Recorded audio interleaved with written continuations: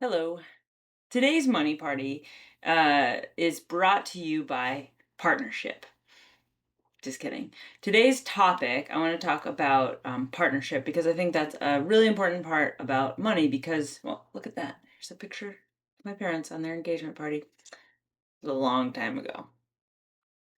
Um, Partnership and money. Now, there's the traditional partnership, which is like, I don't know if I think like really what is the most conventional thing. It's like man, woman, marry, man makes money, woman manages house. Man kind of takes care of the money, woman kind of takes care of the domestic sphere, and they like maybe fight about money. I think that's kind of the like thing. That's how that goes. My family was not like that.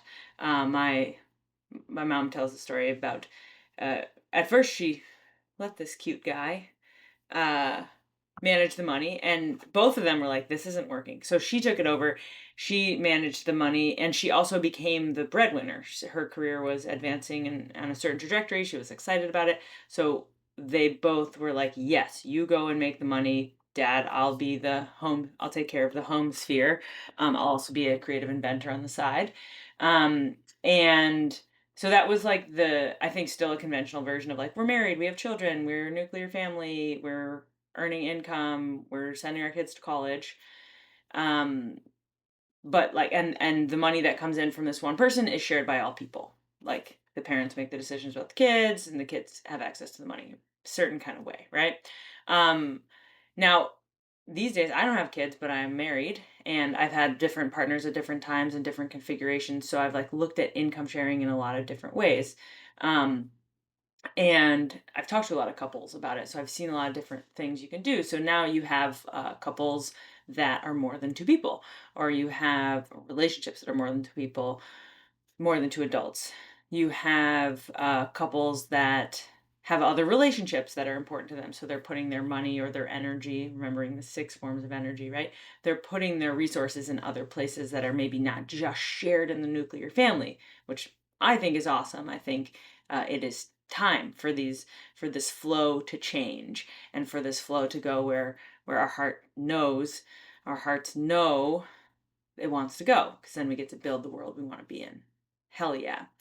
So, and then there are people that don't choose partnership. There's single parenting, there's co parenting that don't cohabitate. There's all sorts of resources coming in to take care of something, life, relationships, fireworks, that are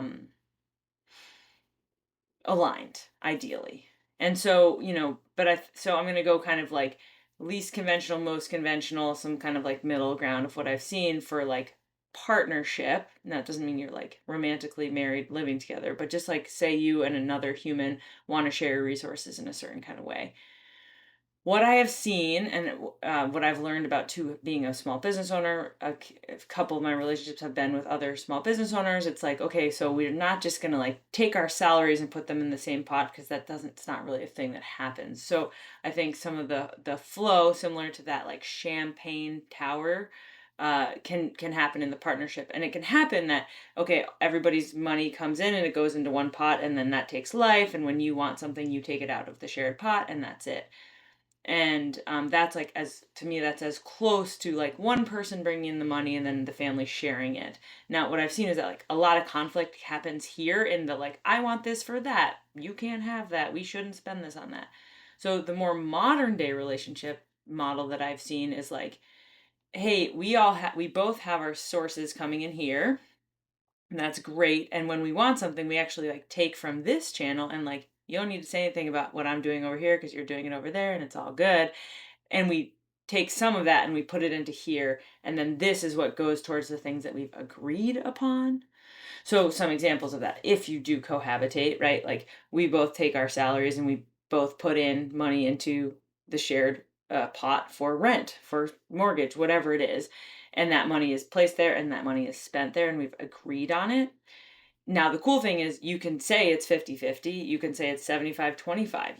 You can say I do this, I do 10,000 at the beginning of the year or the end of the year, and you do it on the monthly basis. But in any case, you can design it based on what's happening here, and what you want to happen here, so that when somebody wants to go on vacation and the other person doesn't want to go, they've got the money here and it's not a contentious point. And I think it just the key is the difference of when the money comes in and when the money comes into the shared pool and when and why it leaves. Yeah, and I will just share like one other story from my own personal life. I have a property that has multiple units on it, and so I have a similar structure, right? Like my partner and I, while we're like the homeowners and we could like make certain decisions about it, we still put our rent into the shared pot, and so do the tenants. So everybody puts money in here, and so then when a water heater breaks, I'm not like, oh no, we can't go on vacation or we can't go out to eat this week. I'm like, no, it's in the pot. We buy the water heater from this pot. Now, there's like cash flow in all of these situations. Like, is there money for the water heater right now? Maybe not this month. Okay, so I'll pay my rent in advance. And then, okay, we got the water heater and I get a month off of paying rent next month. And we kind of like do some loaning to the accountant that way. But those are some creative ways to have some funds that serve a certain purpose that's already been pre established, so that when you go to need money from that, there's less contention because you've already made the agreement and you have your autonomy where you need your autonomy.